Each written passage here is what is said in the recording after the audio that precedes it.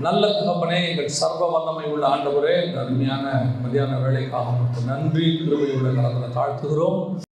நாங்கள் கூடி வந்து உங்களுடைய சமூகத்தில் உட்கார்ந்து உங்களுடைய வசனத்தை கேட்கும்படி நீர் பாராட்டி இருக்கிற தயவுக்காக நன்றி ஆண்டவரே. இப்பொழுதும் நீர் எங்களோடு கூட பேசுங்க, இடைபடுங்க, உங்களுடைய வசனத்தை அனுப்புங்க. கிருபை உள்ள கரத்தில் எங்களை தாழ்த்துகிறோம் எங்கள் ஆண்டவர் இயேசுவின் நாமத்தில் பிதாவே. அல்லேலூயா. ஏசாயா 26:1 சொல்லுகிறது, பலனான நகரம் நமக்கு உண்டு, ரட்சிப்பும் அதற்கு அரணாக இருக்கிறது. இந்த பலனான நகரம் என்று சொல்லி ஏசாயா எதை குறித்து சொல்லுகிறார், எந்த நகரத்தை குறித்து சொல்லுகிறார் அப்படின்னு பார்த்தீங்கன்னா, அங்கே எந்த பேர் குறித்தும் சொல்லவே இல்லை. வரிசையாக சொல்லிகிட்டே வர்றார். அந்த நகரத்தை குறித்தும் அதற்கு பிறகு தேவனை குறித்தும் யெகோவா தேவனை குறித்தும் எல்லா காரியங்களையும் வரிசையாக சொல்லிக்கிட்டே வர்றார். 27ஆம் அதிகாரம் 1வது வசனத்தில் வந்து பார்த்தீங்கன்னா அவர் எந்த நகரம் என்பதற்கான ஒரு ஹிண்ட் அதில் இருக்கு. 27:1 வாசிங்க வைப்போம்.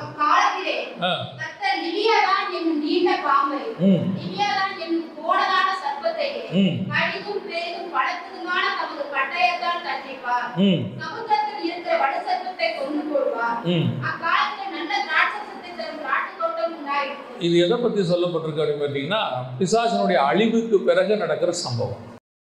பிசாசு அழிக்கப்படுவது எங்கன்னு கேட்டிங்கன்னா 20ஆம் அதிகாரம் வெளிப்படுத்தின விசேஷத்தில் தான் அழிக்கப்படுது. அந்த காலத்தில் தான் பலனான நகரம் நமக்கு ஒரு உண்டு அப்படின்னு சொல்லி ஏசாயா 36 சொல்கிறார்.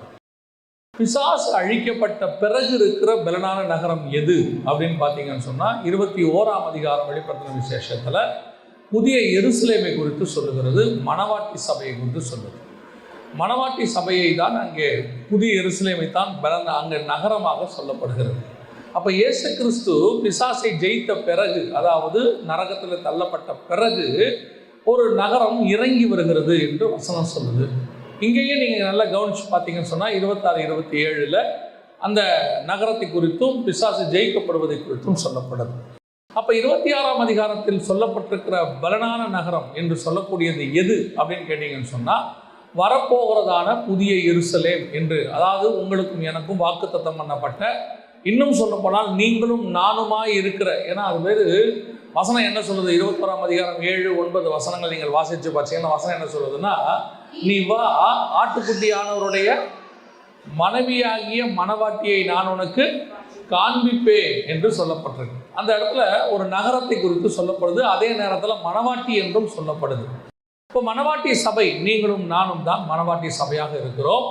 நாம் தான் அவருக்கு நகரமாக, அவர் பரலோகம், நாம் புதிய எருசலேம், அவர் மணவாளன், நாம் மணவாட்டி, அப்படிதான் சொல்லப்பட்டிருக்கு. ஸோ இப்போ நமக்கு அந்த பலனான நகரம் யாருன்னா நீங்களும் நானும் தான். உங்களை என்னையும் தான் அந்த பலனான நகரம் வச்சிருக்கிறார். இந்த பூமியில நமக்கு வேறொரு நகரம் கிடையாது, நமக்கு ஒரே நகரம் தான் இருக்கிறது, அந்த பலனான நகரம் புதிய எருசலேம். எப்பவுமே பிசாசு என்ன செய்வான்னு கேட்டீங்கன்னா, தேவன் ஒன்று செய்ய போறாருன்னா அதை அவர்கிட்ட இருந்து தெரிஞ்சுக்கிட்டு அவர் சொல்லிடுவார் இல்லையா, வச்சிருக்கிறார் இல்லையா, அதன் மூலமாக அவன் என்ன செய்வான், பூமியில அதே மாதிரி நிறைய மாடலை கொண்டு வருவான். மாடலை கொண்டு வந்து அவனும் பல நகரங்களை உண்டாக்குவான். இது வெறும் நகரத்துக்கு மட்டும் அப்படி இல்லை, எல்லா விஷயத்துக்கும் அப்படி இருக்கும். அவன் ஒளியின் வேஷம் தரித்த தூதன். நம்ம என்னென்னலாம் பண்ணுறோமோ எல்லாத்தையும் அவன் என்ன செய்வான், அவனும் ஒன்று செய்வான், அவனும் ஒரு மாடல் பண்ணுவான். அதில் இன்னொரு விஷயத்தை நீங்கள் தெரிஞ்சுக்கணும், அந்த வயலுக்கு வந்து சுயமாக செய்கிற விஷயம் எதுவுமே தெரியாது. அவன் யோசித்து எதையும் செய்ய மாட்டான். அவன் நம்ம ஆண்டவர் என்ன பண்ணுறாரோ அதுக்கு மாதிரியே ஒன்று செய்வான், நம்ம ஆண்டவர் பண்ணுற மாதிரியே ஒன்று செய்வான். அதையும் கர்த்தர் அனுமதி கொடுக்கிறார். ஏன் அனுமதி கொடுக்கிறார்? அதற்கும் காரணம் இருக்கிறது. நான் உங்களுக்கு ஒன்று வாக்கு பண்ணி இருக்கிறேன், அதே மாதிரி இன்னொரு போலியை ஒருத்தன் கொண்டு வரா, அந்த போலிக்கு பின்னாடி நீங்க போகிறீங்களான்னு கர்த்தர் பார்க்கிறார். அதையே ஒரு பரீட்சையாகவும் வைக்கிறார். அதில் போகாதவங்களுக்கு இந்த ஒரிஜினலை கர்த்தர் கொடுக்கிறார். நான் உங்களுக்கு நான் சொல்றது புரியுதா? கர்த்தர் உங்களுக்கு ஒன்று வாக்கு, நமக்கு ஒன்று வாக்கு பண்ணும்போது அதுக்கு மாடலாக அல்லது அதுக்கு ஏற்ற மாதிரி வேற ஒன்று பிசாசு கொடுப்பான். அந்த ஒன்றுக்கு பின்னாடி நீங்கள் போயிட்டீங்கன்னா உங்களுக்கு கர்த்தர் வச்சது கிடைக்காது. கர்த்தர் ஏன் அந்த மாதிரி வர்றதுக்கு அனுமதி கொடுக்குறாருன்னா, இதை பெற்றுக்கொள்வதற்கு நீங்கள் தகுதியானவர்களான்னு பார்க்கறதுக்கு அது ஒரு பரீட்சை. இப்போ ஜீவ விருட்சத்தின் கனியை வச்சிருக்கிறார். எங்கே வச்சிருக்கிறாருன்னு பார்த்தீங்கன்னா, ஆதியாகமத்தின் புஸ்தகம் 2ஆம் அதிகாரத்தில் 9ஆம் வசனத்திலிருந்து நீங்கள் வாசிக்கும் பொழுது அது தோட்டத்தின் நடுவில் இருப்பதாக சொல்லப்படுகிறது. ஆனால் அதே நேரத்தில் இந்த ஜீவ விருட்சத்தை சாப்பிட்டால் நித்திய ஜீவன் கிடைக்கும். அதே நேரத்தில் இன்னொரு கனி இருக்கிறது, அதை சாப்பிட்டால் என்ன கிடைக்கும்? மரணம் கிடைக்கும். நீங்கள் புசிக்கும் நாளிலே சாகவே சாவீர்கள்னு வசனம் சொல்லுது. ஆனா அந்த கனி எங்க இருக்குதுன்னு பாத்தீங்கன்னா அதுவும் தோட்டத்துக்கு நடுவுல தான் இருக்குது. 3ஆம் அதிகாரம் 3ஆம் வசனம் ஆதியாகமத்தில் நீங்கள் வாசிக்கும் போது தோட்டத்திற்கு நடுவிலே அந்த கனி இருக்கிறது. அப்ப ரெண்டும் பக்கத்துல இருக்கும், ரெண்டும் அருகாமையில் இருக்கும். இந்த ரெண்டுல ஏன் இன்னொன்னு அங்க கொண்டு வந்து வைக்கிறதுக்கு கர்த்தர் அனுமதி கொடுக்கிறாருன்னா, இந்த ஒன்று தான் உங்களுக்கு பரீட்சை. இந்த பரீட்சையை நீங்கள் ஜெயிக்கும் போது இன்னொன்றை பெற்றுக்கொள்ள, அந்த ஆசீர்வாதத்தை பெற்றுக்கொள்ள கர்த்தர் உங்களுக்கு அனுமதி கொடுக்கிறார். சாரால் தான் தேவனுடைய திட்டம். ஆனா பக்கத்துல ஆகார் வந்து நிற்கும். ஆகாரை நீங்க தொடாம ஜெயிச்சிட்டீங்கன்னா சாரால் வழியாக கிடைக்கிற ஆசீர்வாதம் கிடைக்கும். புரியுதா? லேயால் தேவனுடைய திட்டம், பக்கத்துல ராகேல் இருக்கும். ராகேலை பார்க்காம நீங்க லேயால பார்த்தீங்கன்னா தேவனுடைய திட்டம் நிறைவேறும். எப்பவுமே கர்த்தர் நமக்கு ஒன்று வச்சிருக்கும் போது இன்னொரு என்ன செய்வான்? பிசாசு வைப்பான். அதை நீங்க தொடாம அதை தாண்டி போயிட்டீங்கன்னா அடுத்தது உள்ளதை கர்த்தர் உங்களுக்கு கொடுத்துருவார். இதுதான் ஆசீர்வாதத்துக்கான வழி. அப்ப இந்த இடத்துல புதிய எருசலேம் என்பது கர்த்தர் நமக்கு வாக்கு பண்ணி இருக்கிற நகரம், பலனான நகரம். அதே நேரத்தில் பிசாசு என்ன பண்றான்னு கேட்டீங்கன்னா அதுக்கேற்ற மாதிரி பூமியில பல நகரங்களை உண்டாக்குகிறார். பெரிய ஆச்சரியம் என்னன்னு கேட்டீங்கன்னா காயின் போய் முதலாவது ஒரு நகரத்தை உண்டாக்குகிறார். 4ஆம் அதிகாரம் ஆதியாகமத்தின் புஸ்தகத்தில் அதை நாம் வாசிக்கிறோம். 17வது வசனத்தை வாசிக்க பார்ப்போம். 4:17. காயின் தன் மனைவியை அறிந்தான்,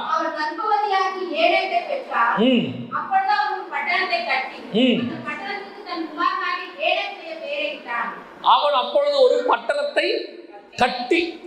கர்த்தர் என்ன சொன்னார்னா மேல நீங்க வாசிச்சு பாருங்க, அவனை குறித்து சொல்லப்பட்டிருக்கிற காரியம் என்ன? 14வது வசனம், இன்று என்னை இந்த தேசத்திலிருந்து துரத்தி விடுகிறீர், நான் உமது சமூகத்துக்கு விலகி மறைந்து பூமியில் நிலையற்ற அலைகிறவனாய் இருப்பேன். நிலையற்ற அலைகிறவனாய் இருக்கிறவனுக்கு எதுக்கு பட்டணம்?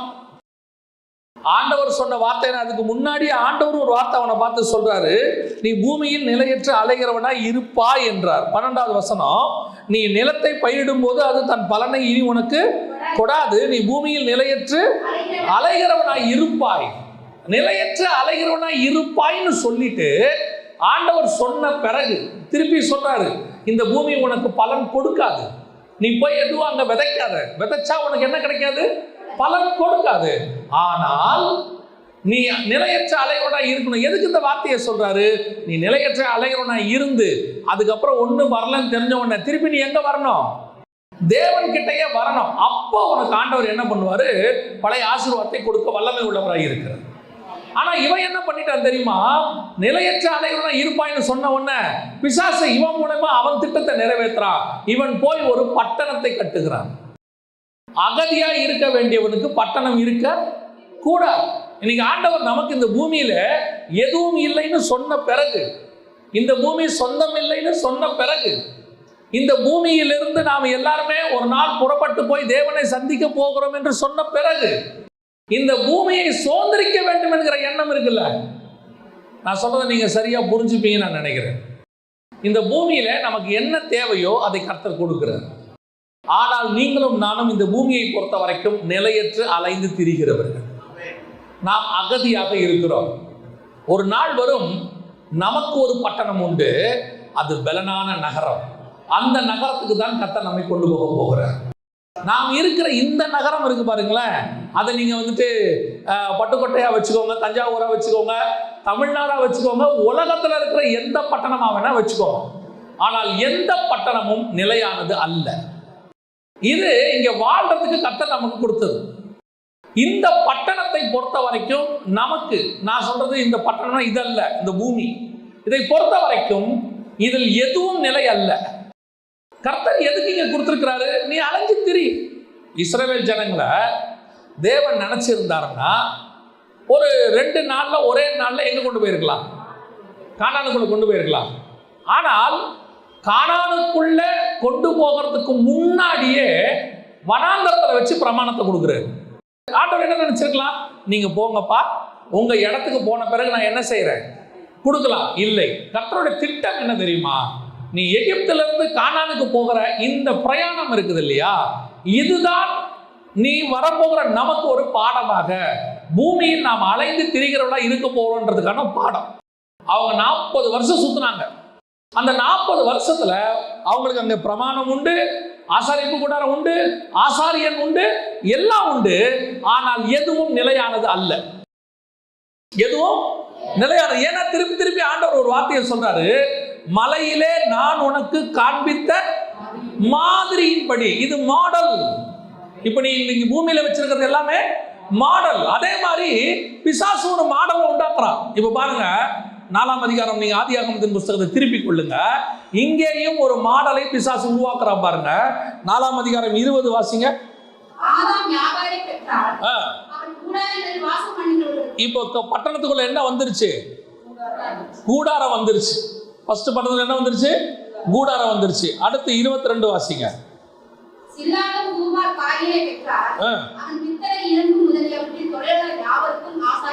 அடுத்து யார் வந்துட்டாங்க? ஆசாரியன் வந்துட்டான். அப்ப நல்லா கவனிச்சு கொள்ளுங்க. இப்போ பட்டணத்துல, காயின் உண்டாக்கின பட்டணத்துல ஒரு கூடாரம் இருக்கு, காயின் உண்டாக்கின பட்டணத்துல ஒரு ஆசாரியன் இருக்கிறான். அடுத்து இன்னொரு வசனம் வாசிங்க, 21 வாசிங்க. அவன் சகோதரனுடைய பெயர் யூபால். அப்ப இங்க என்ன வந்துருச்சு? அடுத்து கிண்ணறம், நாதஸ்வரம், மியூசிக், பாட்டு, ஆராதனை வந்துருச்சு. இப்போ காயின் உண்டாக்குனதான கூடாரத்திற்குள்ள, ஒரு பட்டணத்துக்குள்ள ஒரு கூடாரம், அதுக்குள்ளே ஒரு ஆசாரியன், அதுக்குள்ளே ஒரு ஆராதனை. இவ்வளவு இருக்குது. நல்லா தெரிஞ்சுக்கொள்ளுங்க. எது நம்ம சாதாரணமா இதை பார்த்துட்டு போயிடுறோம். இதுக்கு பின்னாடி வேறு ஆழமான சத்தியங்களை கர்த்தர் வச்சிருக்கிறார். காயின் பட்டணம் என்பது சாதாரணமான விஷயமே இல்லை. இன்னை வரைக்கும் இருக்கிற எல்லாத்துக்கும் அதான் பேஸ். அப்போ காயினுடைய பட்டணத்துக்குள்ள ஒரு கூடாரம் இருக்கிறது, ஒரு ஆசாரியர் இருக்கிறார், ஒரு ஆராதனை இருக்கிறது. ஆனால் இது தேவன் உண்டாக்கினதான பட்டணமும் இல்லை, தேவன் சொன்ன கூடாரமும் இல்லை, தேவன் சொன்ன ஆராதனையும் இல்லை. இது ஒரு மாடல். இன்னைக்கு உலகத்தில் இருக்கக்கூடிய மேக்சிமம், பெரும்பான்மையானது காயினால் கட்டப்பட்டதான பட்டணங்கள். நான் சொல்லக்கூடியது பட்டணம்னா பட்டணம் இல்லை, இங்க இருக்கக்கூடிய முறைமைகள். இதுல இருக்கக்கூடிய, இங்கே ஒரு ஆராதனை இருக்குது, இங்கே ஒரு கூடாரம் இருக்குது, இங்கே ஒரு ஆசாரியன் இருக்கிறான். இவங்கெல்லாம் யார் தெரியுமா? தேவனை விட்டு உங்களை திருப்புகிறவர்கள், தேவன் சொல்லாம செய்யறவங்க. பெரிய விஷயம் என்னன்னு கேட்டீங்கன்னா, ஊழியத்துல இப்போ இந்த கடைசி காலத்துல இருக்கிற பெரிய பிரச்சனை என்னன்னா, ஊழியம் மட்டும் இல்லை, விசுவாசிக்கிட்டே அந்த ப்ராப்ளம் இருக்கு. வசனம் தெளிவா சொல்லுது, ஆரோனை கூட அழைக்கப்படாவிட்டால் இந்த கனமான ஊழியத்திற்கு ஒருவரும் தானாய் வருவதில்லை. ஆனால் இன்னைக்கு பிரச்சனை என்ன தெரியுமா? இன்னைக்கு ஊழியம் என்பது, ஒரு காலகட்டத்தில் ஊழியம் என்பது ரொம்ப கஷ்டம். ஏன் அப்படின்னு கேட்டீங்கன்னா, ஒரு ஊழியக்காரர்கிட்ட உட்காந்து முதல்ல படிக்கணும், அவருடைய சபையில் அடங்கி இருக்கணும், குறைஞ்சபட்சம் 10 வருஷமாவது இருக்கணும், 10-15 வருஷமாவது இருக்கணும். இருந்து அழைப்பை பெற்று அதற்கு பிறகு அந்த அழைப்பில் இருக்கக்கூடியதான அந்த அழைப்புக்கு தக்கதாக கொஞ்ச நாள் அசிஸ்டண்ட்டாக இருக்கணும். விசுவாசியாக இருப்போம் கொஞ்ச நாள், 10 வருஷம். அப்புறம் அசிஸ்டன்ட் பாஸ்டராவோ இல்லை எவாஞ்சலிஸ்டாவானா அந்த ஊழியம் செய்கிறவங்ககிட்ட கொஞ்ச நாள் இருக்கணும். அப்புறம் தான் ஊழியத்துக்கு வருவோம். இப்போ அப்படிலாம் இல்லவே இல்லை. கர்த்தர் சொல்லவே இல்லை பட்டணம் கட்டுன்னு, கூடாரம் கட்டுன்னு. இவன் போய் கூடாரம் கட்டிடுறான். இவன் ஒரு கூடாரத்தை போட்டுறான், சர்ச்சை போட்டுறான். முந்தி சர்ச்சை கட்டணும்னா ஒரு பாஸ்டர்கிட்ட இருக்கணும், அசிஸ்டண்டாக இருக்கணும். அப்புறம் வந்துட்டு அந்த பாஸ்டர்கிட்ட வந்து அபிஷேகத்தை வாங்கி அவர் ஊழியத்துக்கு ஆர்டின் பண்ணி அனுப்பணும். இப்போ அப்படி இல்லை. இப்போ கூடாரத்தை போட்டுடுறாங்க. அடுத்து இவர் ஆசாரியன் ஆயிடுறார். இவர் யார் ஆசாரியன்? காயினுடைய ஆசாரியன். இவர் அலைந்து திரிகிற ஆசாரியன். இன்னைக்கு பாருங்க, கர்த்தரால் அபிஷேகம் பண்ணப்பட்டு சபை ஊழியத்தை கொண்டிருக்கிற ஊழியன் அலைந்து திரிகிறவனா இருக்கவே மாட்டான். சாம் சுந்தர் ஐயாவா இருக்கட்டும், ஒரு முறை சாம் சுந்தர் ஐயா வந்து ஒரு ஊழியத்துக்காக கேட்டாங்களாம், ஆஸ்திரேலியாவுக்கு வர சொல்றது.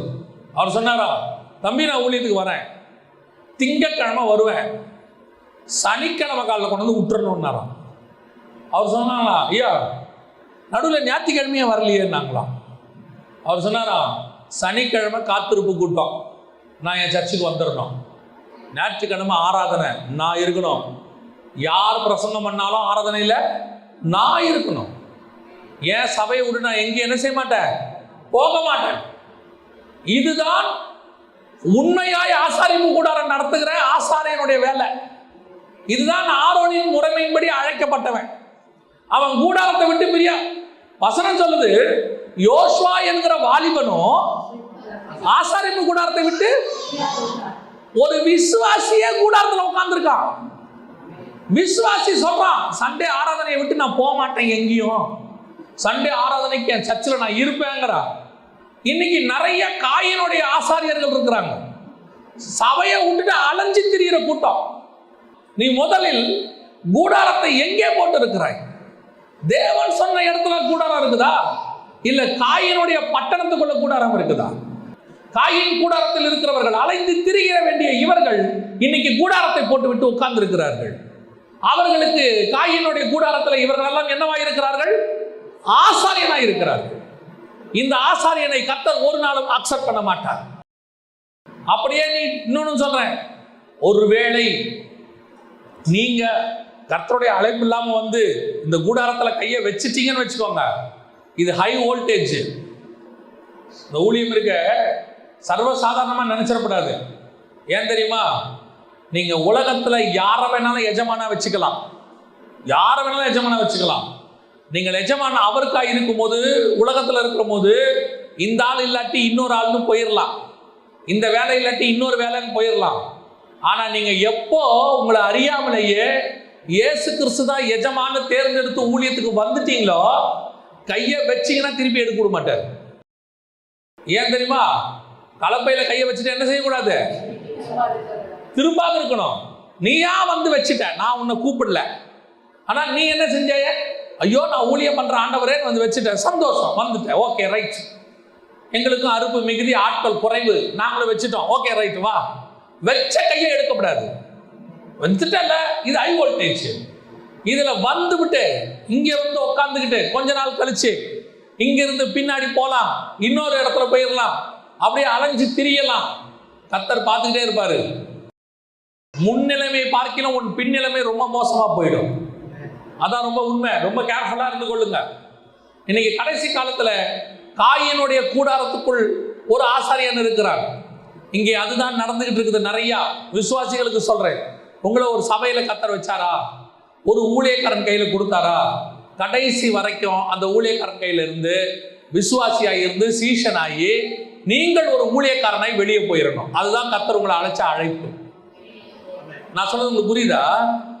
மேக்சிமம் அத்தனை பேருக்குமே என்னை பொறுத்த வரைக்கும் உங்களை கர்த்தர் அழைக்கும் போது வசனம் சொல்லுது, வெளிப்படுத்தல் 1:6 ராஜாக்களும் ஆசாரியருமாய் அழைத்திருக்கிறார். ஸோ அப்போ நீங்க வரும்போதே உங்க அழைப்புல என்ன இருக்குது?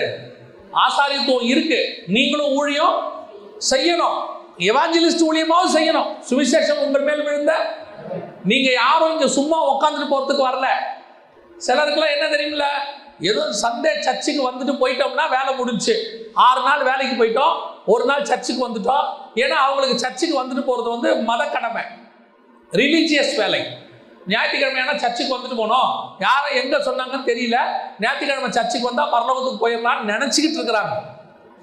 அதனால ஒரு நாள் வந்துட்டா பரலோகத்துக்கு போயிடலாம். இல்ல இல்ல, நீங்கள் ஒரு நாள் வருவது நீங்கள் தேவனை ஆராதிப்பது. ஆனால் உங்க ஆசாரியத்துவத்துக்கான வேலை கொஞ்சம் செய்யணும். நீங்கள் அதை செய்யாதபடிக்கு அலைந்து திரிகிறவர்களாக காயினுடைய கூடாரத்தில் இருக்கிற ஆசாரியன்கிட்ட போயிட்டீங்கன்னா ரொம்ப கஷ்டம்.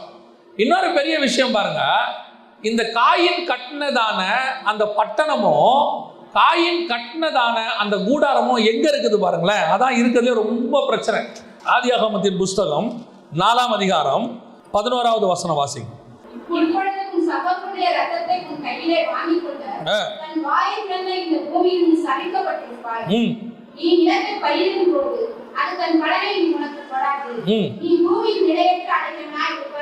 அப்ப இந்த காயினுடைய பட்டணம், காயினுடைய கூடாரம் எந்த இடத்துல இருக்குது? சபிக்கப்பட்ட இடத்துல இருக்குது. ஏற்கனவே ஆதாமு கிட்ட சொல்லும் போதே சொல்லிட்டாரு, உன் நிமித்தம் பூமி சபிக்கப்பட்டிருக்கும். அந்த பூமியில காயின் யாரு? சபிக்கப்பட்டவன். அந்த சபிக்கப்பட்ட காயினுடைய பட்டணத்துக்குள்ள இருக்கிற கூடாரம் எப்படி இருக்கும்? சபிக்கப்பட்டது. அந்த கூடாரத்துக்கு ஆசாரியனா இருக்கிறவன் எப்படிப்பட்டவன்? சபிக்கப்பட்டவன். இன்னைக்கு அதுதான் நடக்குது. ஒரு காலத்துல சபை கர்த்தருக்கு பிரியமா நடந்துச்சு. கர்த்தருக்கு பிரியமான வார்த்தை, கர்த்தருக்கு பிரியமான பிரசங்கம், கர்த்தருக்கு பிரியமான ஆராதனை அப்படி இருந்துச்சு. இன்னைக்கு சபையில கர்த்தருக்கு பிரியமானதே இல்லை. பல இடங்களில கர்த்தர் எதெல்லாம் சபிச்சாரோ எல்லாம் எங்க இருக்கு? சபைக்குள்ள இருக்கு. ரொம்ப கேர்ஃபுல்லா இருந்து கொள்ளுங்க. உங்களுக்கு நான் சொல்லக்கூடியது ஒரு உதாரணம் தான் சொல்றேன். எந்த ஊழியன், எந்த சபை உங்களுடைய சரீரத்தை திருப்திப்படுத்துகிறதாக அல்லது உங்க சரீரத்தை சந்தோஷமாக உங்க மாம்சத்துக்கு ஏற்றபடி ஆராதனை இருக்கிறதோ அது தேவனிடத்திலிருந்து வந்தது கிடையவே கிடையாது. சபை முழுக்க முழுக்க உங்கள் ஆத்மாவுக்குரியது. உங்க ஆத்மாவை சரி பண்றது. ஏன்னா பரலோகத்துக்கு போக போறது எது? உங்க ஆத்மா. உங்க சரீரம் போகாது. ஏன்னா சரீரம் மாம்சமும் ரத்தமும். மாம்சமும் ரத்தமும் பரலோக ராஜ்யத்தை சோதரிக்காது. அப்ப பரலோகத்துக்கு போகாததை பத்தி எது பேசக்கூடாது? சபை பேசக்கூடாது. முதலாவது தேவனுடைய ராஜ்யத்தையும் ஒரு நீதியையும் தேடுங்கள், பின்பு இவை யாவும் உங்களுக்கு. இந்த சரீரத்துக்கு இருக்கிறது பூமிக்குரியது. பொல்லாதவர்களுக்கே மழையை பெய்விக்கிற தேவன் இருக்கு. உங்களுக்கு எனக்கும் செய்ய மாட்டாரா? தீமையானவர்களுக்கே சுவாசத்தை கொடுத்து வச்சிருக்கிறாரு, நமக்கு கொடுக்க மாட்டாரா? இன்னைக்கு சபை இந்த வேலையை செஞ்சுட்டு இருக்குது. அதனுடைய விளைவு என்ன? காயினுடைய பட்டணம் இருக்கு. ஆனா உங்களுக்கு சொல்றேன், அது பலவீனமான பட்டணம். அது பலமான பட்டணம் கிடையாது. அந்த பட்டணம் விழும். அந்த பட்டணம் ஒரு நாள் காணாமல் போகும். அந்த பட்டணம் ஒரு நாள் இல்லாமல் பூமியில நோவின் ஜலப்பிரளய காலத்துல எல்லாம் அழிஞ்சு போச்சு. அதுல எது அழிஞ்சு போச்சு? காயின் பட்டணமும் அழிஞ்சு போச்சு. அதுல இருந்த கோட்டை கட்டை எல்லாம் முடிஞ்சு போச்சு. எல்லாம் ஓவர். ஆனா ஒன்னே ஒண்ணு நின்னுச்சு. என்ன தெரியுமா? கர்த்தர் சொல்லி நோவா உண்டாக்கின பேழை மாத்திரம் அன்னைக்கு மேல பத்திரமா நின்னுச்சு. அல்லேலூயா. கர்த்தர் உனக்கு கொடுத்த அழைப்புல நிக்கிறது பத்திரமா நிற்கும். எந்த சூழ்நிலையிலும் கர்த்தர் உனக்கு கொடுத்ததை ஆசீர்வதிப்பார். ஆனா அது கர்த்தர் சொல்லி கட்டினதாக இருக்கணும். கர்த்தர் சொல்லி கட்டின சபையா இருக்கணும். கர்த்தர் சொல்லி கட்ட, ஆண்டவர் உங்களை வீடு கட்ட சொல்றாரா, அது உங்க இஷ்டம். கர்த்தருக்கும் உங்களுக்கும் உள்ளது. அப்படி கர்த்தர் சொன்னாரா செய்யுங்க, நான் வேணாம்னு சொல்லல. ஆனால் கர்த்தர் சொல்லணும், கர்த்தர் நடத்தணும். இப்போ நோவா போய் சொல்ல போறாரு, உலகமே தண்ணியில் அழிய போகுது அப்படின்னு சொல்லி. அப்போ 4 பேர் கேள்வி கேட்பா, ஏன் நோவா, உலகம் அழிய போது சரி, நீ ஏன் இப்போ பேடை கட்டுற? நீ எதுக்கு போட்டை கட்டுற? உனக்கு எதுக்கு இது இந்த வேலை? அதான் உலகம் அழிய போது இல்லை, போட் இல்லாமல் ஆண்டவர் உன்னை காப்பாற்ற மாட்டாரா? சில நேரத்தில் கர்த்தருக்கு விரோதமாக பேசுகிறவங்க இப்படியும் பேசுவாங்க. சில நேரத்தில் சொல்லுவாங்க, இப்படி உலகத்தை வெறுத்துங்கிறாங்க, இவர் எதுக்கு சர்ச் கட்டுறாரு அப்படின்பாங்க. சில நேரத்தில் கர்த்தர் நமக்கு அனுமதி கொடுக்கிறார் சில காரியங்களை செய்வதற்கு. ஆனால் அது கர்த்தர் சொன்னதா இருக்கணும், அதான் முக்கியம். அது கர்த்தர் சொன்னதா இல்லை காயின் அவன் இஷ்டப்படி கட்டினதா? இதான் முதலாவது. ரெண்டாவது, இன்னொரு பட்டணத்தை குறித்து வேதம் சொல்லுது. வாசிங்க, கலாத்தியருக்கு எழுதின நிருபம் 4ஆம் அதிகாரம் 24 முதல் 26 வரை வாசிங்க. இவைகள் ஞான அர்த்தம் உள்ளவைகள்.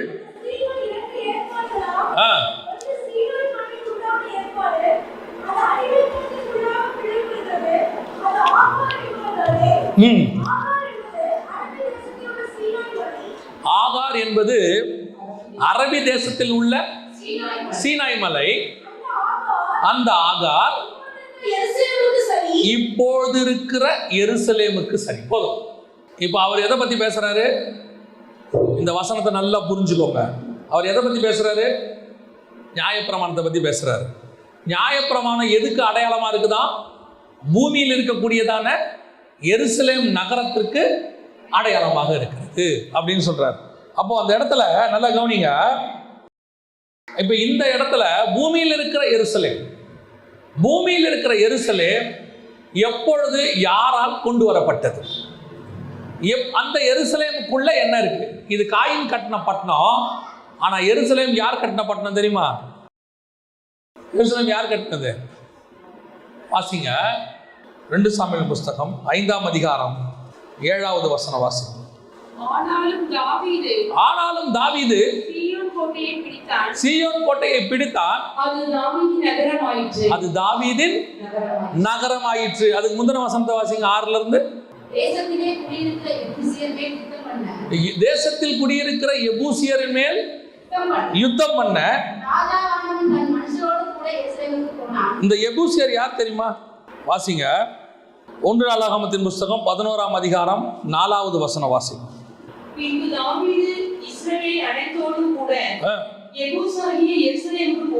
எபூசாகிய எருசலேமுக்கு போனான். அப்ப எபூசியர்னா யாரு? எருசலேமின் மக்கள். அது வரைக்கும் அதுக்கு பேர் என்னது? எபூஸ். இப்பதான் தாவீது உள்ள போறாரு. தாவீது உள்ள போனா அதுக்கு பேர் என்னது? எருசலேம். அதுக்கு முன்னாடி அதுக்கு பேர் எபூஸ். தாவீது உள்ள போனா தான் அதுக்கு பேரு எருசலேம். இப்ப எருசலேமுக்குள்ள போறாரு. எருசலேம்ல போய் கோட்டையை பிடித்து நகரத்தை கட்டினார். அப்படிதானே இருக்குது. 2 சாமுவேல் 5:7 வாசிங்க.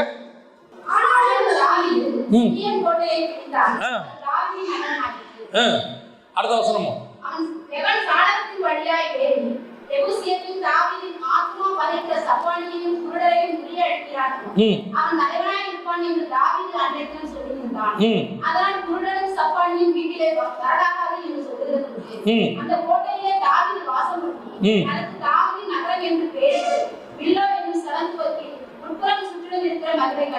கட்டினதே யார் தான் கட்டினது?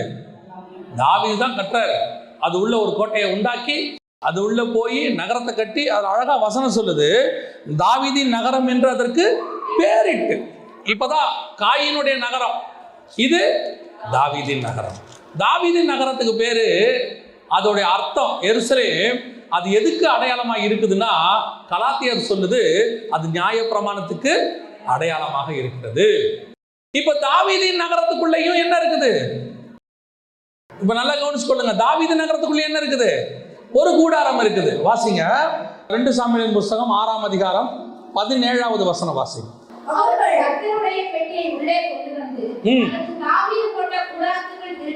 தாவீது போட்ட கூடாரத்துக்குள். அப்ப அங்கேயும் என்ன இருக்கு? ஒரு கூடாரம் இருக்கு. அங்கேயும் ஒரு கூடாரம் இருக்கு. இப்போ காயின் போட்ட கூடாரம் சாபத்தின் இடத்துல போடப்பட்டது. காயின் போட்ட கூடாரம் தேவன் அலைந்து திரிகிறவனா இருப்பாய் என்று சொன்ன இடத்துல போடப்பட்டது, சபிக்கப்பட்ட இடத்துல போடப்பட்டது. ஆனால் தாவீது போட்ட கூடாரம் இருக்குது, அது சமாதானத்தின் நகரத்தில் போடப்பட்ட கூடாரம். அது கர்த்தர் சொல்லி போட்ட கூடாரம். அந்த இடத்துல வந்து கூடாரத்தை போடுறான். 2வது வாசிங்க 12வது வசனத்தை வாசிங்க.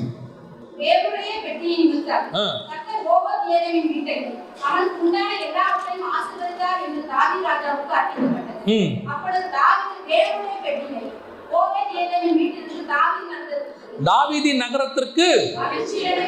அப்ப கூடாரத்துக்குள்ள அடுத்து என்ன வருது? உடன்படிக்கை பெட்டி வருது. உடன்படிக்கை வருது. 2வதாச்சா காயினுடைய கூடாரத்து பட்டணத்துக்குள்ள கூடாரம் இருந்துச்சு, ஆனா உடன்படிக்கை கிடையாது, பெட்டி கிடையாது. அங்கே சாபம் தான் இருந்துச்சு. ஆனா இங்கே தாவீதின் நகரத்தில் கூடாரமும் இருக்கிறது, உடன்படிக்கையும் இருக்கு. இதான் நமக்கு, அதுதான் சொல்றேன், சபை கூடாரம் கர்த்தர் உடன்படிக்கை பண்ண இடமா இருக்குதா? கர்த்தர் சொல்லி ஆரம்பிச்சதா? நான் எப்பவும் சொல்வேன், தேவ சித்தத்தோட ஆரம்பிப்பது என்பது வேறு, தேவன் அனுமதியோட ஆரம்பிப்பது என்பது வேறு. தேவ சித்தமும் இல்லை, அனுமதியும் இல்லை, தேவனுக்கு விரோதமா கட்டுறது என்பது வேறு. நான் சொல்றது உங்களுக்கு புரியுதா? பூமியில இப்போ ஆசாரிப்பு கூடாரம் தேவ சித்தம், கர்த்தர் சொல்லி மோசே கிட்ட சொல்லி போட்டாங்க. ஆனா தேவ ஆலயம் இருக்குல்ல, தாவீது கட்டின ஆலயம் இருக்குல்ல, தாவீது சொல்லி சாலமோன் கட்டினாரு, அது தேவ சித்தம் இல்லை, தேவ அனுமதி. ஏன்னா தாவீது போய் கேட்கிறாரு, ஆண்டவரே நான் செய்யட்டுமா கேட்கிறாரு. அப்ப இவர் சொல்றாரு, வேண்டாம், நான் உன்னை சொன்னேன்னா, யாருக்கிட்டையாவது கேட்டேனா அப்படின்னு சொல்லிட்டு சரி தாவீது கேட்டான். இதுல ஒரு பெரிய ஆச்சரியம் என்ன தெரியுமா? எனக்கு ரொம்ப இந்த காரியங்கள்லாம் படிக்கும் போது ஒரு காரியம் ரொம்ப ரொம்ப பயமாவே இருக்குது. என்னன்னு கேட்டீங்கன்னா, தாவீது நாத்தானுக்கு கூப்பிட்டு கேட்கிறாப்புல, இந்த மாதிரி நான் வீட்டில் குடியிருக்கிறேன், ஆனால் தேவன் எங்கே இருக்கிறாரு? கூடாரத்தில் இருக்கிறாரு. அதுக்கு அந்த தீர்க்கதரிசி என்ன சொன்னாங்க பதில்? 2வது வசனத்தில் 7:2 ராஜா தீர்க்கதரிசியாகிய நாத்தானை நோக்கி, பாரும், கேதுரு மரங்களால் செய்யப்பட்ட வீட்டிலே நான் வாசம் பண்ணும்போது தேவனுடைய பெட்டி வாசமாக இருக்கிறது என்றான். அப்பொழுது நாத்தான் ராஜாவை நோக்கி, நீர் போய் உங்களுடைய இருதயத்தில் உள்ளபடியெல்லாம் கர்த்தர் உம்மோடு கூட. கர்த்தர் சித்தமா? அது ஆலயம் கட்டுறது கர்த்தர் சித்தமா? திருப்பி வந்து கர்த்தர் கேட்கிறாரு, நான் உன்னை கேட்டேனா? ஆனா தீர்க்கதரிசி என்ன சொன்னா? உங்க இருதயத்தின்படி எல்லாம் செய்யுங்க. கர்த்தர் இப்படி கொஞ்சம் தீர்க்கதரிசி நம்ம கூட இருப்பான். சில ஊழியக்காரன் கூட இப்படி இருப்பான். சில நேரங்களில் சில ஊழியக்காரனை கீழே தள்ளுறதே யாருன்னா கூட இருக்கிற இன்னும் கொஞ்சம் ஊழியக்காரன். தைரியமா செய்யுங்க, பார்த்துக்கலாம், இறங்கலாம். ஆமா, ஆண்டவர் நாளைக்கு ஏதாவது சொல்லும் போது இவனே வந்து சொல்லுவான், அந்த ஆட்டை எடுத்தது நீர் தானே. இவனே எதிராகவும் வந்து நிற்பான் பல நேரங்களில். அதனால தான் நான் எப்போது சொல்லுவேன், அது ஊழியக்காரன் சொல்றானா, தீர்க்கதரிசி சொல்றானா, அதெல்லாம் முக்கியம் இல்லை. கர்த்தர் சொல்றாரா, அதான் முக்கியம். நிறைய பேர் வந்து கேட்பாங்க, பாஸ்டர் நான் மினிஸ்ட்ரிக்கு வரலான்னு இருக்கிறேன், நீங்கள் ஜோம் பண்ணி சொல்லுங்கள். நான் மாட்டேன். நீயே ஜோம் பண்ணிக்க, நீயே ஜோம் பண்ணி கர்த்தர் என்ன சொல்றாருன்னு கேட்டுக்க. ஆண்டவர் சொன்னதை வந்து சொல்லு, நான் அதுக்கு வேணா ஜோம் பண்றேன். ஏன் தெரியுமா? நீ ஆண்டவர்கிட்ட அந்த தேவ சித்தத்தை வாங்கிட்டு வந்தா மட்டும்தான் முடிவு பரியந்தம் உங்களால ஓட முடியும். இப்ப தாவீது ஆலயம் கட்டணும்னு சொன்ன உடனே நாத்தான் என்ன சொல்லிட்டாரு? ஐயா நீங்க செய்யுங்க, கர்த்தர் உங்க கூட இருக்கிறார், நீங்க என்ன செஞ்சாலும் ஓகே அப்படின்ட்டாரு. கர்த்தர் வந்து கேட்கிறாரு, நான் உன்னை கேட்டேன்னா, ஆலயம் கட்டணும்னு சொன்னேனா அப்படிங்கிற. அப்போ தாவீதின் நகரத்துக்குள்ள தேவனுடைய அனுமதி தான் அது ஆலயம். தாவீதின் நகரத்துல தேவ அனுமதி தான் ஆலயமே ஒழிய தேவ சித்தம் இல்லை. இப்ப தேவ அனுமதி ஆலயம், தேவ சித்தம் கூடாரம். ஆனா தேவனுக்கு சித்தமே இல்லாம கட்டினது என்னன்னு கேட்டா பாபேல் கோபுரம். கர்த்தர் நிறுத்தி போட்டார், கோபுரத்தை நிறுத்திட்டார். அந்த நகரம் கட்டுறதை கர்த்தர் என்ன பண்ணிட்டாரு? அவர்கள் நகரம் கட்டுவதை விட்டு விட்டார்கள். ஆதியாகமம் 11:8 என்ன சொல்லுது? நகரம் கட்டுவதை விட்டு விட்டார்கள். ஒரு நகரம் கர்த்தர் அனுமதி இல்லாமல் கட்டப்படுவது, ஒரு நகரம் தேவ சித்தத்தோட கட்டப்படுவது. அந்த கட்டப்பட்ட சித்தத்துக்குள் இருக்கிற கூடாரத்துக்கு தான் நீங்க போனோம். கர்த்தர் அனுமதி பெற்ற, கர்த்தரால் நடத்தப்படுகிற ஆலயத்துக்குள்ளதான் விசுவாசி இருக்கணும். இன்னைக்கு அலைந்து திரிகிற கூடாரத்துக்கு நீங்க நிறைய விசுவாசி போய் மாட்டிக்குது. அங்க போய் விசுவாசி உட்காந்துக்குது. காயனுடைய கூடாரத்துக்குள்ள இருக்கிற ஆசாரியன் போய் மாட்டிக்குது. இங்க பாருங்க, தாவீது நகரத்தையும் கட்டுறான், அடுத்து என்ன கட்டுறான்? கூடாரத்தை. அது யார் போட்ட கூடாரம்? வசனம் என்ன அழகா சொல்லுது பாருங்க. 2 சாமுவேல் 6:17. கர்த்தருடைய பெட்டியை உள்ளே கொண்டு வந்து அதுக்கு தாவீது போட்ட கூடாரம். நகரத்தை கட்டினவனே என்ன போடுறான்? கூடாரத்தையும் போடுறான். உங்களை உண்டாக்கினவரே உங்களுக்கு ஒரு கூடாரத்தை, ஆலயத்தை உண்டாக்கி இருக்கிறார். கடைசியாக வாசிங்க, அதுல ஒரு ஆசாரியன் வராம பாருங்க, அதான் ரொம்ப ஆச்சரியம். 6ஆம் அதிகாரம் 14ஆம் வசனம். தாவீது சணல் நூல் ஏபோத்தை தரித்துக் கொண்டு சணல் நூல் ஏபோத்து யார் தரிக்கணும்? ஆசாரியன் தரிக்கணும். ஆனா இங்க யார் தரிச்சிருக்கிறது? தாவீது தரிச்சிருக்கிறார். தாவீது யார்? அப்போ தாவீது ராஜா.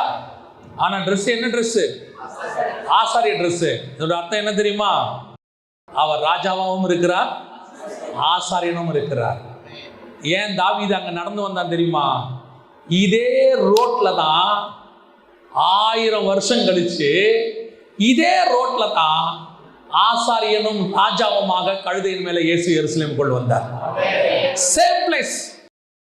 இவன் முன்னடையாளமாய் ஒரு கூடாரத்தை உண்டாக்குகிறான், முன்னடையாளமாய் ஒரு ஆசாரியத்துவத்தை உண்டாக்குகிறான், முன்னடையாளமாய் உடன்படிக்கையை உள்ளே கொண்டு வருகிறார். இது எது? இயேசு இப்ப வரார் கழுதை மேல. எங்க வராரு?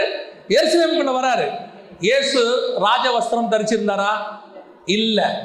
பலியாக போறார். இப்ப பிரதான ஆசாரியனாய் உள்ளே நுழைகிறார். ஒரே தரம் மகா பிரதான ஆசாரியர் நமக்கு உண்டு.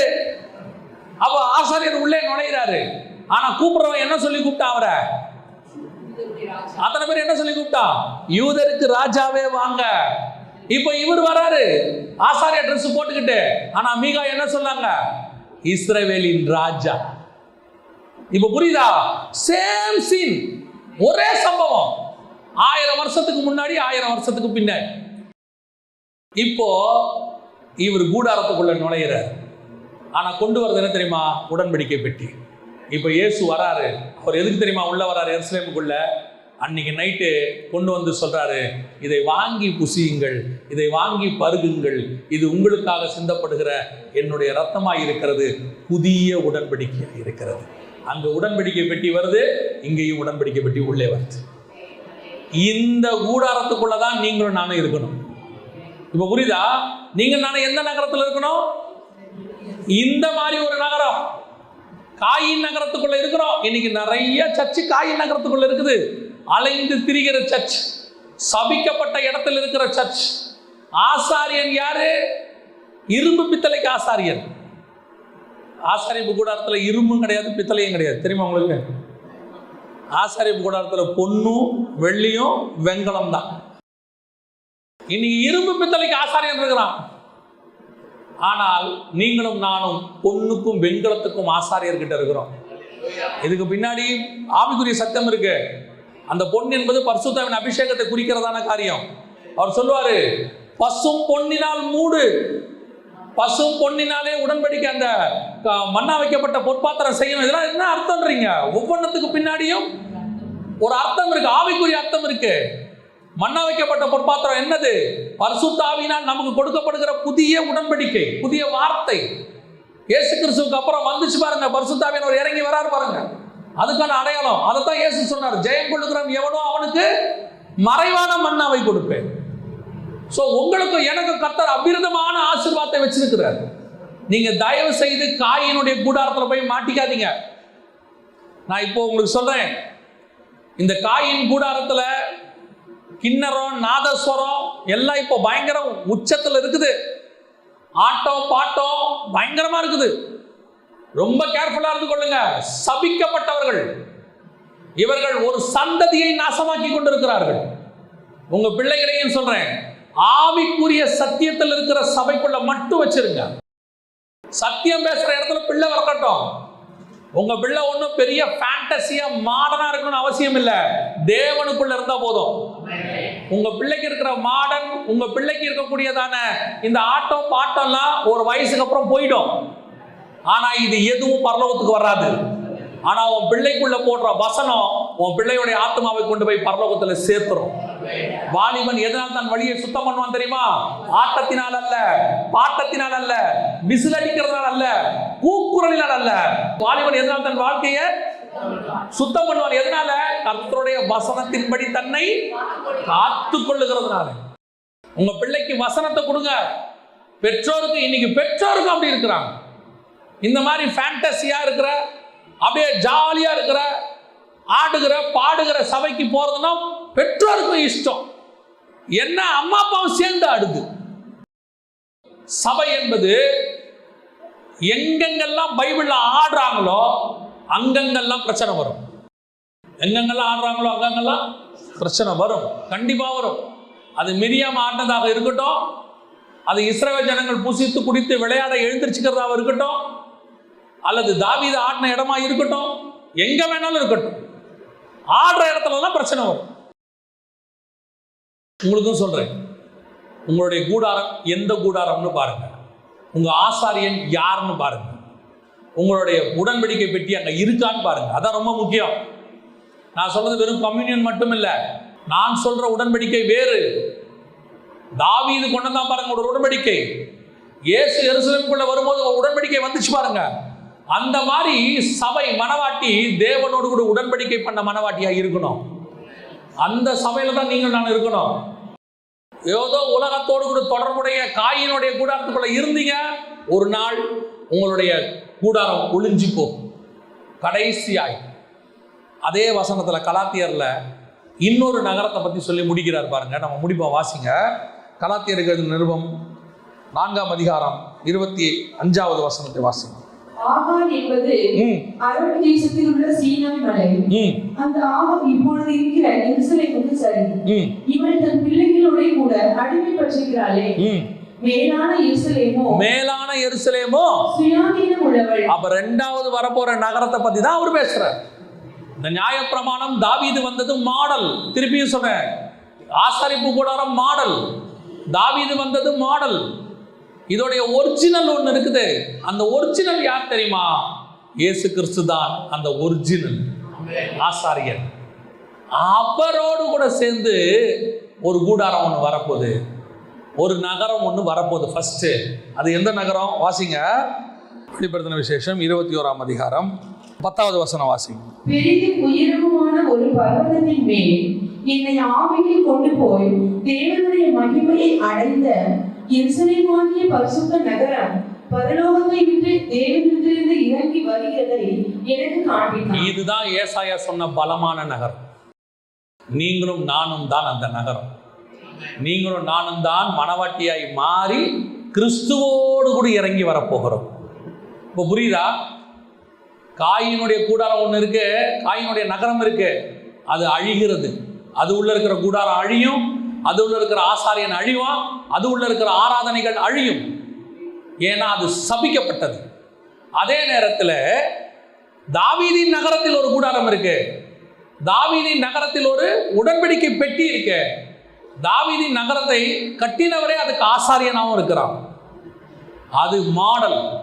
ஒரிஜினல் என்ன தெரியுமா? நீங்களும் நானும் தான் அந்த நகரம். கர்த்தர் நமக்காக ஒரு நகரத்தை, வாசஸ்தலத்தை ஆயத்தம் பண்ண போயிருக்கிறார். நீங்களும் நானும் அந்த நகரமாக இருக்கிறோம். ஆனால் இது உள்ள எந்த கூடாரமும் இல்லை, இது உள்ள எந்த கூடாரமும் இல்லை, ஆலயமும் இல்லை. அது உள்ள வசனம் சொல்லுது, வெளிப்படுத்தின விசேஷம் 21-22. தேவாலயத்தை நான் காணவில்லை, சர்வ வல்லமையுள்ள தேவனாகிய கர்த்தரும் ஆட்டுக்குட்டியானவருமே அதற்கு ஆலயம். அப்ப நல்ல தெளிவா தெரியுது, இது உள்ள என்ன கிடையாது, இது உள்ள என்ன கிடையாது, ஆலயம் கிடையாது. ஆண்டவரே நமக்கு என்னவா இருக்க போறாரு? ஆலயம்னா நீங்க என்ன நினைக்கிறீங்க? கொஞ்சம் இதையும் புரிஞ்சுக்கோங்க. ஆலயம்னா சாலமோன் கட்டின தேவாலயம் அது இல்ல ஆலயம். உண்மையிலே ஆலயம் எது தெரியுமா? கூடாரம் தான் ஆலயம். வாசிங்க, வெளிப்படுத்தின விசேஷம் 15:5 வாசிங்க.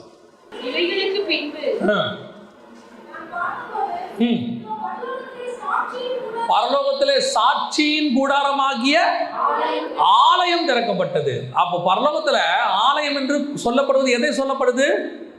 சாட்சியின் கூடாரம். அந்த கூடாரம் தான் தாவீது போட்ட கூடாரம், அதுதான் மோசே போட்ட கூடாரம். இந்த கூடாரம் இப்ப இல்ல, அந்த கூடாரம் பரலோகத்தில் காணப்படுது. அதான் ஒரிஜினல். அதனுடைய மாடல் தான் மோசே காமிச்சார், மாதிரியின் படி அப்படின்னு சொல்றது. இப்போ தேவன் உண்டாக்குற நகரத்துல என்ன கிடையாது? ஆலயம் கிடையாது. அர்த்தம் என்ன? இயேசுவே கூடாரமாக இருக்கிறார், அவரே ஆசாரியனாய் இருக்கிறார், அவரே உடன்படிக்கையாய் இருக்கிறார், அவரே எல்லாம் ஆயிருக்கிறார். அல்லேலூயா. இந்த நகரம் நாம் தான் அந்த நகரம். நமக்குள்ளே புதிய எருசலேம் மணவாட்டி, நமக்குள்ளே ஆசாரியரும் ஆலயமும் உடன்படிக்கையும் ஆய் நம்முடைய தேவன் நமக்குள்ளே இருக்கிறார். இந்த கூடாரம் இருக்கிற, இந்த ஆசாரியர் இருக்கிற, இந்த உடன்படிக்கை பெட்டி இருக்கிற இந்த நகரம் தான் பலமுள்ள நகரம். அல்லேலூயா. நீங்களும் நானும் தான் அந்த பலமுள்ள நகரம். இப்போ காயின்குள்ள இருந்தது தேவனுக்கு விரோதமானது, அழிஞ்சிருச்சு. தாவீது கிட்ட இருந்தது மாடல், அதுவும் காணாம போயிடும். ஒரிஜினல் நீங்களும் நானும். தாவீது நகரத்தை கட்டினார், இயேசு நம்மை கட்டி கொண்டிருக்கிறார். தாவீது உள்ளே கூடாரத்தை போட்டார், இயேசு நமக்குள் கூடாரம், அவர்தான் ஆலயமாய் இருக்கிறார். தாவீது உள்ளே உடன்படிக்கையை கொண்டு வந்தான், இயேசு நமக்குள்ளே உடன்படிக்கையை ஏற்படுத்தி இருக்கிறார். நாமே அந்த நகரமாக இருக்கிறோம்.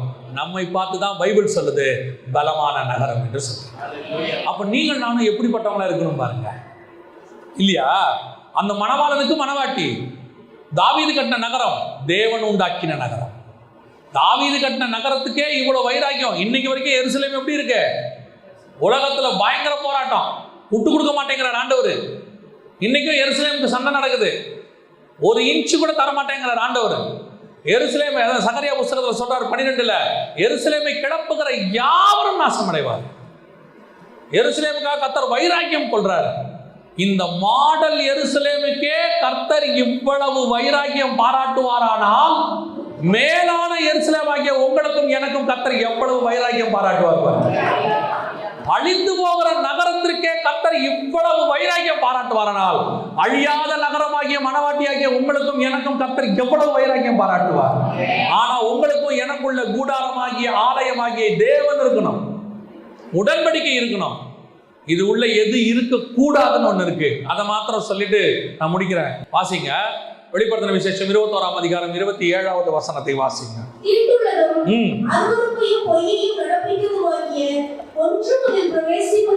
அப்ப இந்த கூடாரம் உள்ளுக்குள்ள ஆலயமே இல்ல. யார் இருக்கிறா? ஆண்டவர் இருக்கிறார். ஆட்டுக்குட்டியானவரே ஆலயம்.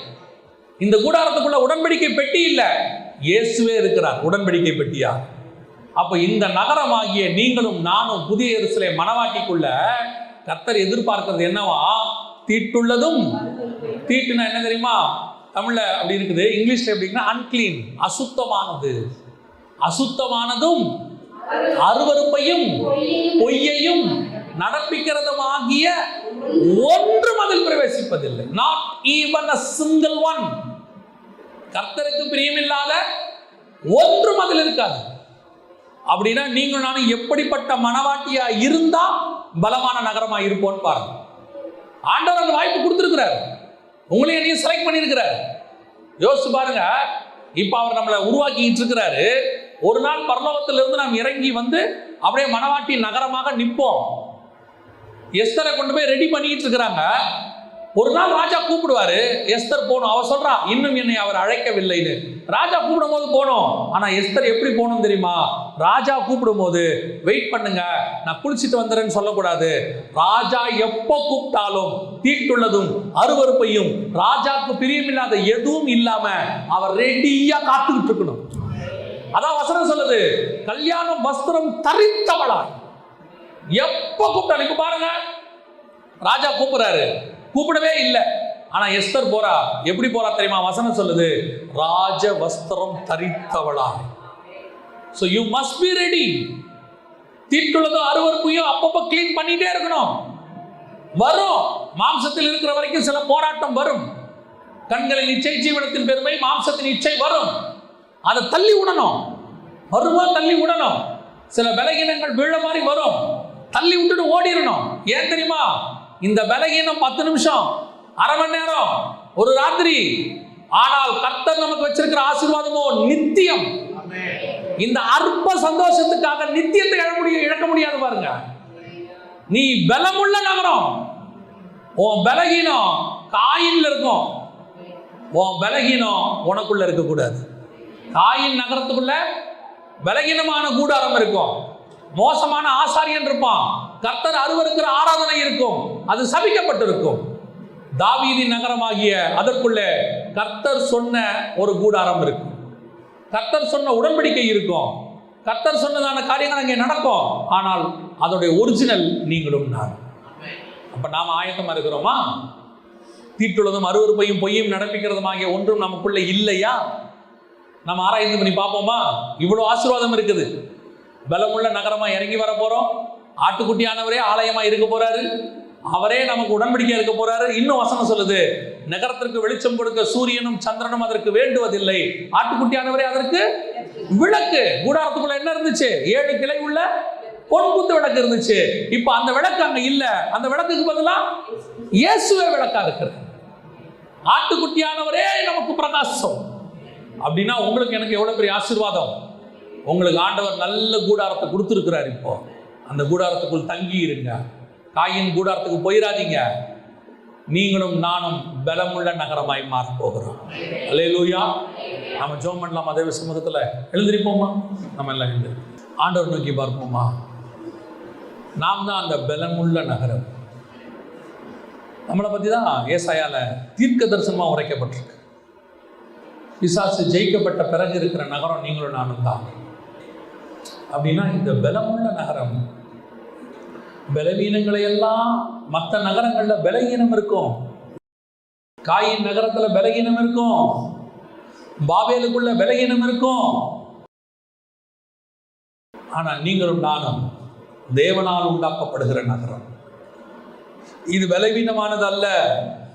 காயினுடைய நகரம் இடிக்கப்பட்டுருச்சு. ஒரே ஒரு நியாய தீர்ப்புல நிக்காம அது காணாம போச்சு. ஆனா நாம் மேலான எருசலேம், நாம் இந்த நமக்கு அடையாளமா தான் பூமியில இந்த எருசலேமை வச்சிருக்கிறார். இந்த எருசலேமுக்கு கர்த்தர் இவ்வளவு வைராக்கியம் பாராட்டுவாரானால், மேலான எருசலேமாகிய உங்களுக்கும் எனக்கும் கர்த்தர் எவ்வளவு வைராக்கியம் பாராட்டுவார்.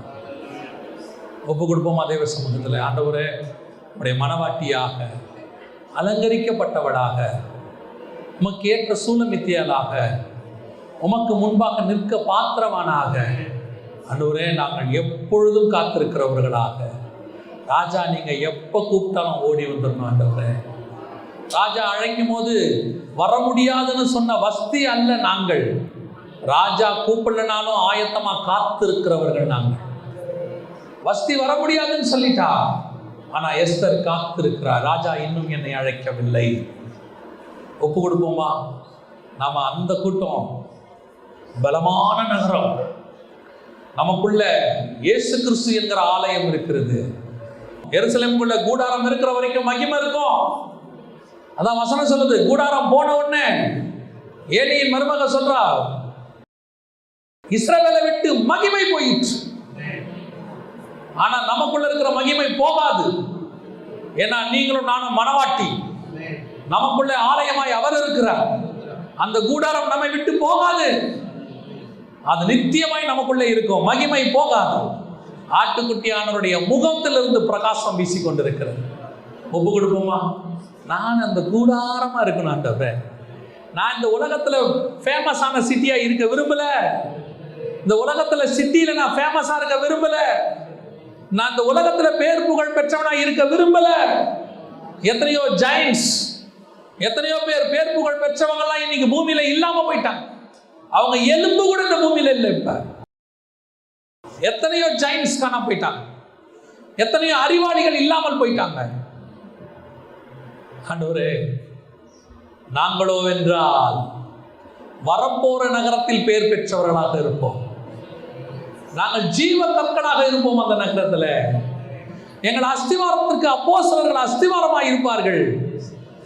இஸ்ரவேலின் 12 கோத்திரம் மதிலாக இருக்கும். எங்களுக்குள்ளே பரிசுத்த ஆவியாகிய ஜீவ நதி ஓடிக்கொண்டே இருக்கும். ஆட்டுக்குட்டியானவருடைய சிங்காசனம் எங்களுக்குள்ளே காணப்படும். ஆட்டுக்குட்டியானவரே எங்களுக்கு ஆலயமாக இருப்பார். நாங்கள் அந்த சிட்டியில பேர் பெற்றவர்களாக இருப்போம். நாம அதுல இருப்போம். இது இன்னும் கொஞ்ச காலம்தான், எல்லாம் போகும். நித்தியம் வருது, எட்டர்னல் வருது. நாம அந்த சிட்டியில இருக்க போகிறோம். உண்மையிலேயே உங்க இருதயத்துக்குள்ள ஆத்மாக்குள்ள இந்த செய்தி போச்சுன்னா நீங்க ரொம்ப சந்தோஷப்படுவீங்க. என்னை கர்த்தர் மனவாட்டியா உருவாக்கி என்னை அவருக்கு அருகாமையில அவர் கட்டின ஒரு சிட்டியாக, அதுல பேர் பெற்றவனாக என்னை இருக்க வைக்க போறாரு. நீங்க இந்த பூமியில எவ்வளவு எந்த ஃபீல்டுல நீங்க பேர் பெற்றவராக இருந்தாலும் அது காயினுடைய கோட்டை தான், அது காயினுடைய சிட்டி தான். அது இல்லாமல் போயிடும். ஒரு நாள் நியாய தீர்ப்புல காணாம போயிடும். இன்னொரு நியாய தீர்ப்பு இருக்கு, அது வரும். அது வரும்போது அது காணாம போயிடும். ஆனா அந்த நியாய தீர்ப்புல பிறகு நிக்க போற ஒரே சிட்டி மனவாட்டி ஆகிய புதிய எருசலேம் மட்டும் நிக்க போகும். ஒப்பு கொடுத்து நம்ம ஜெபம் பண்ணுவோமா? நம்மள உங்க இருதயத்துல ஆழத்துல இருந்து செய்தி உங்களுக்குள்ள போச்சுன்னா நீங்க இந்த நிமிஷத்துல இருந்து அவருடைய மனவாட்டியாய் மாறி இருப்பீர்கள். மனவாட்டியாய் மாறி இருப்பீர்கள். மாறுவதற்கு ஒப்பு கொடுப்பீர்கள். ஆண்டவரே, இந்த பூமி எனக்கு சொந்தம் இல்லை, இந்த உலகத்தில் உள்ளவைகள் எனக்கு சொந்தம் இல்லை. எங்களுக்கென்று ஒரு கூடாரம் இருக்கிறது, எங்களுக்கென்று ஒரு நகரம் இருக்கிறது, எங்களுக்கென்று ஒரு ஆலயம் இருக்கிறது. அந்த ராஜா வரப்போகிறார். நாங்கள் அந்த நகரத்தில் இருப்போம். ஒப்பு கொடுப்போமா? சர்வ வல்லமை உள்ள எங்கள் தகப்பனே, இந்த மத்தியான வேளையில இப்படி கிருபை உள்ள கரத்துல எங்களை தாழ்த்துகிறோம். ஆண்டவரே, நாங்கள் பலமுள்ள நகரமாக, எங்கள் பலகீனங்களை எல்லாம் நீக்கி போடுகிற பலமுள்ள நகரமாய் காணப்பட கிருபை பாராட்டும். ஆண்டவரே, நாங்கள் உமக்கு மனவாட்டியாக காணப்பட கிருபை பாராட்டும். கிருபையுள்ள கரத்தில் எங்களை தாழ்த்துகிறோம். ஒவ்வொருத்தருக்குள்ளும் இந்த வசனம் கடந்து போகட்டும் ஆண்டவரே. ஆயத்தப்படட்டும், உருவாக்கப்படட்டும், கர்த்தருக்கென்று நிலை நிற்கட்டும். காயின் கூடாரத்தில் இருக்கிறவர்கள் எல்லாரும் தாவீதின் கூடாரத்திற்கு வரட்டும் ஆண்டவரே. தாவீதின் கூடாரத்துக்கு வரட்டும். எங்க ஜனங்க அங்கிருந்து, எங்க வாலிபர்கள் அங்கிருந்து நாசமாயிடக்கூடாது ஆண்டவரே. அவங்களும் இங்க வந்துருட்டோம் ஆண்டவரே. அவங்களோட கூட பேசுங்க, இந்த வாலிபர்களோட கூட பேசுங்க, வசனத்துக்கு நேரா திருப்பிடுங்க ஆண்டவரே. கிருபையுள்ள கரத்துல தாழ்த்துகிறோம். உடைய மகிமை இவர்களை மூடிக்கொள்ளட்டும். எங்கள் ஆண்டவர் இயேசுவின் நாமத்தில் பிதாவே.